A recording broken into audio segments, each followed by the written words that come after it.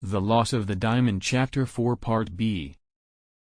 She started when I came up with her, and turned her head away from me, not looking me in the face, being another of the proceedings, which, as head of the servants, I never allow, on principle, to pass without inquiry. I turned her round my way, and saw that she was crying. My bandana handkerchief, one of 6 beauties given to me by my lady, was handy in my pocket. I took it out, and I said to Rosanna, "Come and sit down, my dear, on the slope of the beach along with me. I'll dry your eyes for you first, and then I'll make so bold as to ask what you have been crying about.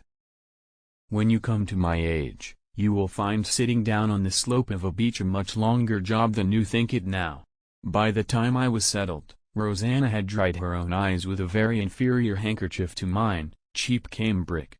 She looked very quiet, and very wretched, but she sat down by me like a good girl, when I told her, "When you want to comfort a woman by the shortest way, take her on your knee." I thought of this golden rule.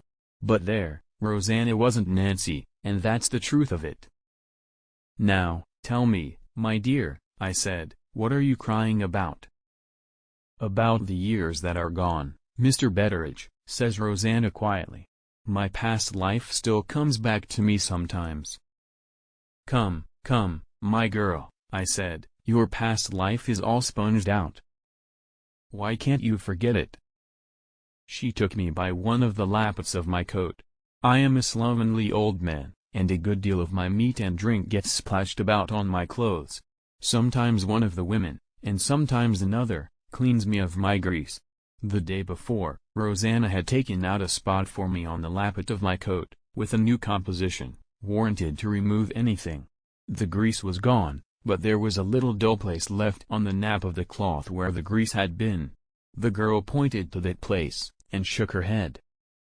"The stain is taken off," she said. "But the place shows, Mr. Betteridge, the place shows." A remark which takes a man unawares by means of his own coat is not an easy remark to answer. Something in the girl herself, too, made me particularly sorry for her just then. She had nice brown eyes, plain as she was in other ways, and she looked at me with a sort of respect for my happy old age and my good character, as things forever out of her own reach, which made my heart heavy for our second housemaid.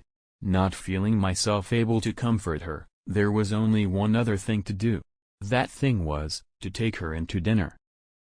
"Help me up," I said. "You're late for dinner, Rosanna, and I have come to fetch you in." "You, Mr. Betteridge," says she. "They told Nancy to fetch you," I said. "But I thought you might like your scolding better, my dear, if it came from me." Instead of helping me up, the poor thing stole her hand into mine, and gave it a little squeeze. She tried hard to keep from crying again, and succeeded, for which I respected her. "You're very kind, Mr. Betteridge," she said. "I don't want any dinner today, let me bide a little longer here."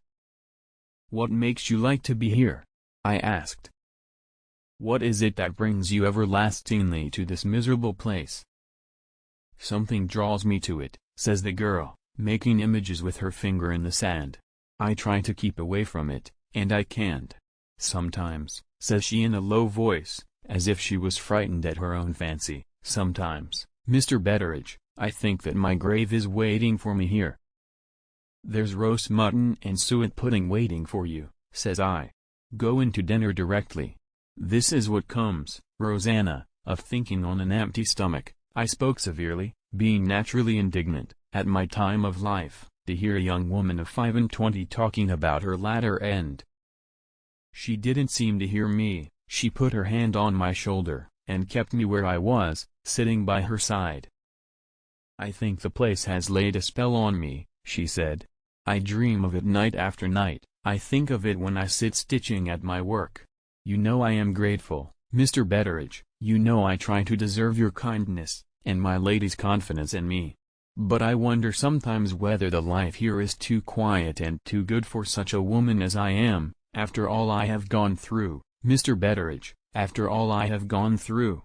It's more lonely to me to be among the other servants, knowing I am not what they are, than it is to be here. My lady doesn't know, the matron at the reformatory doesn't know, What a dreadful reproach honest people are in themselves to a woman like me.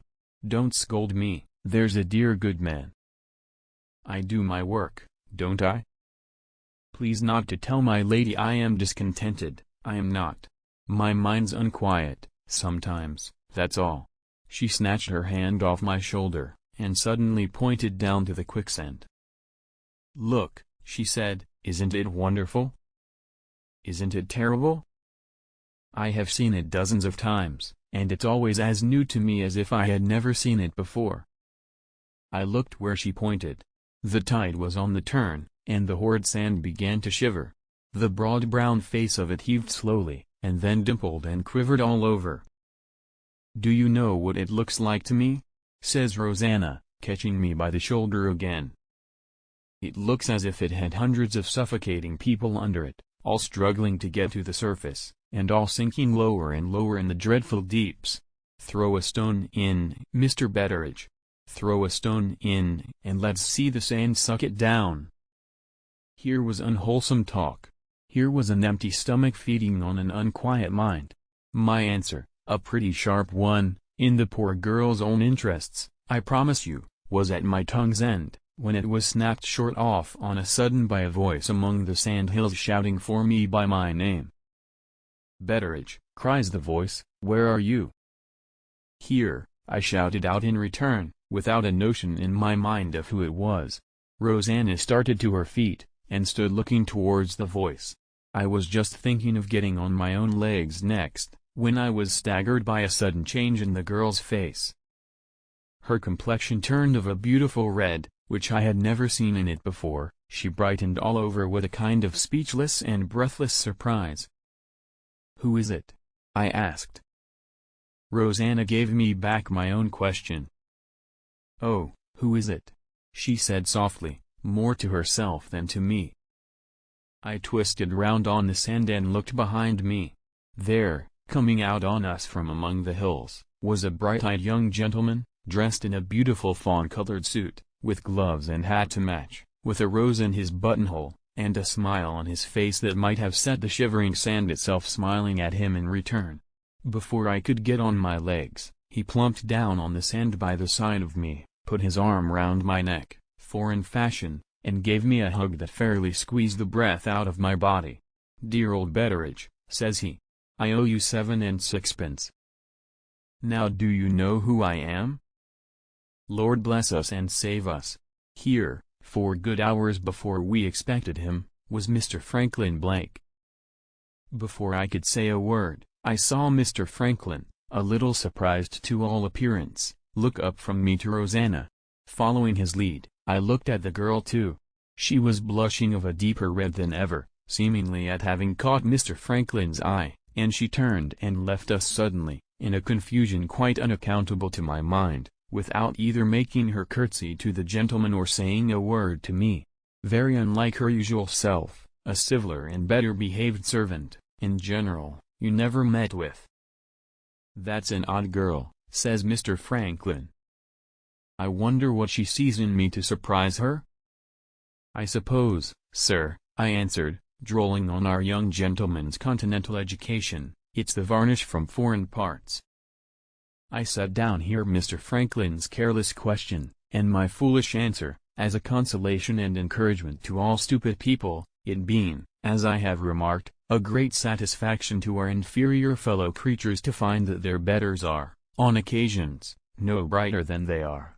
Neither Mr. Franklin, with his wonderful foreign training, nor I, with my age, experience, and natural mother wit, had the ghost of an idea of what Rosanna Spearman's unaccountable behavior really meant. She was out of our thoughts, poor soul, before we had seen the last flutter of her little grey cloak among the sandhills. And what of that? You will ask, naturally enough. Read on, good friend, as patiently as you can, and perhaps you will be as sorry for Rosanna Spearman as I was, when I found out the truth.